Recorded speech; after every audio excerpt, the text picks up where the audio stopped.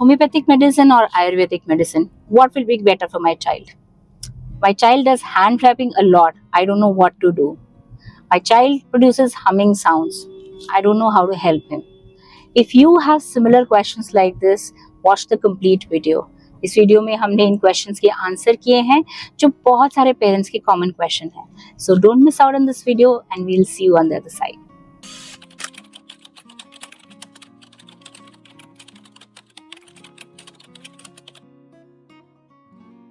एक चीज नोटिस कीजिएगा कि कब वो ऐसा करता है, क्या किसी पर्टिकुलर टाइम पर ऐसा करता है. सी बोर्डम में भी हर बच्चा अलग तरीके से रिएक्ट करता है, right.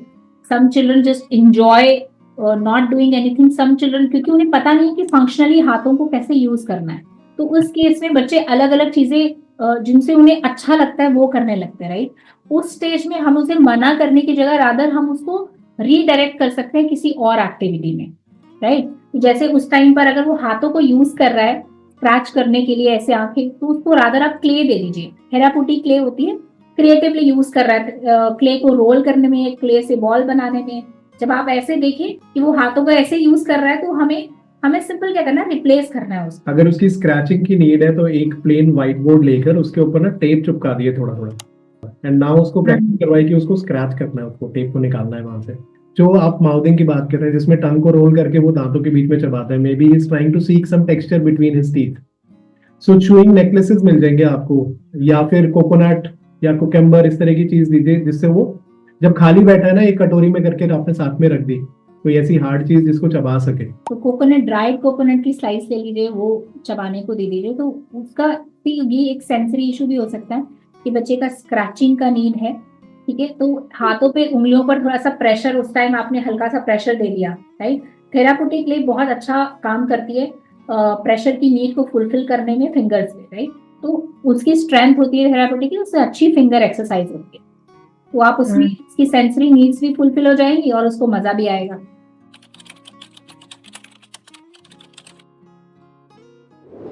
Many parents have been asking Ayurvedic या होम्योपैथिक ट्राई कर सकते हैं. यस, आप डेफिनेटली ट्राई कर सकते हैं.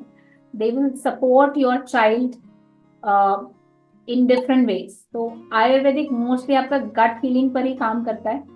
तो जैसे जैसे हम डाइट करेक्शंस करते हैं उससे भी गट फीलिंग होता है, उसको एक्सपीडिएट कर सकते हैं आप आयुर्वेदिक मेडिसिन से. या होम्योपैथी आप ट्राई करना चाहते हैं तो वो ट्राई कर सकते हैं. There may be certain medicines in Ayurveda which may improve the memory, Brahmi and all, which may improve the memory and focus and attention. Yeah. So yes, you can try those under a supervision of a good Ayurvedic therapist. You can definitely try.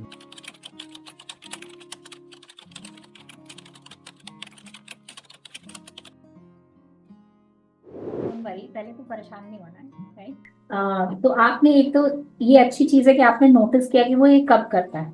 एक तो जब वो excited है और जब वो angry है, right. तो उसका ही एक्सप्रेस, खुद को एक्सप्रेस करने का तरीका है, right. Because he doesn't know how to express himself by talking और स्पीकिंग, राइट. ये उसका अपना तरीका है सेल्फ रेगुलेट करने का. So nothing wrong with it, it's a kind of stimming behaviour.